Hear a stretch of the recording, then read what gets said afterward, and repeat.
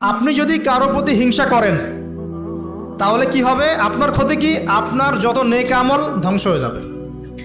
হিংসা সেভাবে নেক আমলকে পুড়িয়ে দেয় যেমন করে আগুন কাঠকে পুড়িয়ে দেয়। হাদিস শুনেছেন হাদিসটা? হিংসা সেভাবে নেক আমলকে পুড়িয়ে দেয় যেভাবে আগুন কাকে পুড়িয়ে দেয়? কাঠকে। আগুন কাঠে আগুন ধরিয়ে দেন, কাঠ বাকি থাকে, কয়লা ছাই হয়ে যাবে। ঠিক একইভাবে আমল নামের নেকি সব ছাই হয়ে যাবে। আর যদি আপনাকে কেউ হিংসা করে, ঈর্ষা করে, মানে ঈর্ষা না, হিংসা করে এবং আপনার দিকে বদনজর দেয়, হ্যাঁ, আপনার ক্ষতি চায়, আপনার সাথে কুফুরি করে ইত্যাদি, তাবিজ কবজ করে, তখন আপনারও ক্ষতি হতে পারে। চোখ লাগলে, বদনজর হলে, তাবিজ কবজ, আপনার ক্ষতি হতে পারে। আর এই ক্ষতি থেকে আপনি বাঁচবেন কিভাবে? এটা তো আপনার হাতে নাই, তাই না? কেউ যদি আপনাকে ঈর্ষা হিংসা করে, এটা তো আপনার হাতে নাই, আছে? নাই। একটা উপায় হচ্ছে মানুষের থেকে নিজেকে যত পারেন আড়াল করার চেষ্টা করেন। এই যে বারবার বলি না, এত শোডাউনের দরকার নাই, ফেসবুকের দরকার নাই, অনলাইনের এই যে ছবি টবি দরকার নেই, এমনি এমনি বলি না। আমরা চাই যে মানুষ থেকে যতটা পারি আড়াল হতে, যতটা সম্ভব। কারণ এখন তো এর চেয়ে বেশি কিছু পাচ্ছি না, এতে ক্ষতি আছে, মানুষের চোখ লাগে। এখন আপনি বাঁচবেন কিভাবে? প্রতিদিন সূরা ফালাক, সূরা নাস, ইখলাস সকাল সন্ধ্যা 3 বেলা করে, সকাল সন্ধ্যা 3 বার করে সূরা ফালাক, সূরা নাস, সূরা ইখলাস। প্রত্যেক নামাজের পর আয়াতুল কুরসি, ঘুমানোর আগে আয়াতুল কুরসি, সূরা বাকারার শেষের আয়াত, সূরা মুলক। এই যে কোরআনিক চিকিৎসাগুলো আপনি যদি গ্রহণ করেন, ইনশাআল্লাহ তাআলা আপনি চোখ লাগা থেকে বাঁচবেন। ইনশাআল্লাহ ইনশাআল্লাহ আপনি বদনজর থেকে বাঁচবেন, হিংসার কুপ্রভাব থেকে বাঁচবেন ইনশাআল্লাহ। এগুলো কিন্তু হেলা কথা বলছি না, এটা এত মারাত্মক। নবী সাল্লাল্লাহু আলাইহি ওয়াসাল্লাম বলেছেন যে চোখ লাগা বদনজরগুলো এত মারাত্মক যে একটা জীবন্ত উটকে রান্নার পাত্রে নিয়ে আসতে পারে। এত ডেঞ্জারাস, এত ডেঞ্জারাস।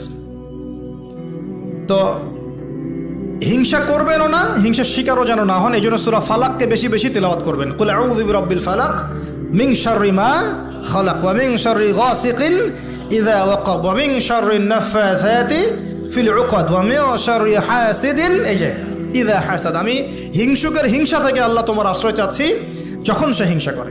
পারবেন ইনশাআল্লাহ? আর কি করা যাবে না? আল্লাহর নূর মারিফত পেতে হলে অহংকার করা যাবে না। কি যাবে না? আল্লাহ পাক সব পছন্দ করলে অহংকার পছন্দ করবেন না। আল্লাহ পাক অহংকার পছন্দ করবেন। আল্লাহ পাক অনেক পাপ মাফ করে দিতে পারেন। অহংকার আল্লাহ পাক খুব কঠিনভাবে ধরেন। আল্লাহ পাক খুব কঠিনভাবে অহংকারীকে আল্লাহ পাক কখনোই পৃথিবীতে টিকতে দেন নাই। অহংকার আল্লাহ পাকের চাদর, এটা ধরে কেউ টান দিতে পারে না। তো মনের মধ্যে যদি অহংকার থাকে, কোশ্চিন কালেও, ডিগ্রি সার্টিফিকেট অর্জন করেও আল্লাহর নূর পাওয়া যাবে। আপনি খিদির হতে পারবেন না, সিচুয়েশন বুঝতেও পারবেন না, সলিউশনও বের করতে পারবেন না। একজন সত্তার কথা বলে দেই, আমি আলোচনা গুটিয়ে নিচ্ছি আস্তে আস্তে ইনশাল্লাহ। একজন সত্তার কথা বলি, ইবলিস নাম আছে, মনে আছে? ইবলিস, সে কি আল্লাহর একজন আবেদ ছিল না? ইবাদত করে নাই? তার জ্ঞান ছিল না? প্রচণ্ড জ্ঞানী ছিল, আল্লাহ পাকের প্রচুর ইবাদত করেছে। কেন জাহান্নামী হলো? কি কারণে জাহান্নামী হলো? দেখেন, সে আল্লাহ পাকের আদেশকে লঙ্ঘন করেছে, সেজদা করে নাই, এই তো। আদম আলাইহিস সালামও তো গাছের কাছে চলে গিয়েছেন, তাহলে আদম আলাইহিস সালামও তো গাছের কাছে গিয়েছেন, আল্লাহ পাকের হুকুমটা লঙ্ঘন হয়ে গেল না? ইবলিসও তো লঙ্ঘন করেছে, তাহলে উভয়ের মাঝে কি পার্থক্য? পার্থক্যটা হচ্ছে আদম আলাইহিস সালাম ভুল করে তওবা করে ফিরে এসেছেন, অহংকার করেন নাই, করেছেন? পক্ষান্তরে ইবলিস ভুল করেও তার উপর অটল থেকেছে। সে বলেছে খলাকতানি মিন নার ওয়া খলাকতাহু মিন তিন। আল্লাহ, আপনি যে আমাকে বলছেন আদমকে সিজদা করতে, আপনি ভুল, আমি সঠিক। নাউজুবিল্লাহ। এই যে আবা ওয়াস্তাকবার, সে উদ্ধত হলো, অহংকার প্রদর্শন করলো, এই একটা কারণেই আল্লাহ পাক কি করেছেন? তাকে চিরস্থায়ী জাহান্নামে দিয়েছেন। কথা কি বুঝতে পারছেন? অতএব অহংকার থাকলে আল্লাহর নূর পাওয়া যাবে না। ইবলিসের ইবাদত ছিল, টিকতে পারে নাই। ওর কিন্তু ইলম ছিল, টিকতে পারে নাই। আল্লাহ বোঝার তৌফিক দান করেন। আর অহংকার মানে এই নয় যে আপনি ভালো জামা পরেছেন, ভালো একটা সুন্দর বাড়ি করেছেন, আপনার জুতাটা সুন্দর, আপনার মানে কিছু জমি জমা আছে, হ্যাঁ, আপনার চলাফেরা, আপনি শৌখিনতা পছন্দ করেন, এটার নাম অহংকার নয়। অহংকার কি? অহংকার হচ্ছে মাতারুল হক ওয়া গামতুন নাস, সত্য যেটা আল্লাহর পক্ষ থেকে, সত্য বিধানটাকে অস্বীকার করা এবং মানুষকে তুচ্ছ তাচ্ছিল্য করা, এই হলো অহংকার। মনে থাকবে? অহংকার কি? সত্যকে প্রত্যাখ্যান করা এবং মানুষকে কি করা? তুচ্ছ তাচ্ছিল্য করা। একজন মুমিন ভাইয়ের খারাপ হওয়ার জন্য এতটুকু যথেষ্ট যে সে আরেকজন মুমিন ভাইকে তুচ্ছ তাচ্ছিল্য করছে। এখন এই সোশ্যাল মিডিয়াতে এটা হয় না? সোশ্যাল মিডিয়া মানেই হচ্ছে যাকে পাও ধুয়ে দাও একদম, মানে এর মধ্য দিয়ে দিনের কি যে খেদমত করতেছে আল্লাহ ভালো জানে। অথচ আপনি তারে বসায় দেন এসব চেয়ারে, দেখেন কয়টা লাইন বলতে পারে এখানে বসে, দুটা হাদিস মুখস্থ করতে দেন, 40টা আয়াত মুখস্থ করতে দেন, দিনের জন্য একটা বই লিখতে দেন। মানে এখন দেখবেন এমন একটা যুগ চলছে, যারা কাজ করে ওরা বেশি সমালোচনার শিকার হয়, যে কাজ করে না ওর কোনো সমালোচনাই নাই। অন্তরটা পবিত্র হবে ইনশাআল্লাহ আজ্জা ওয়া জাল্লা।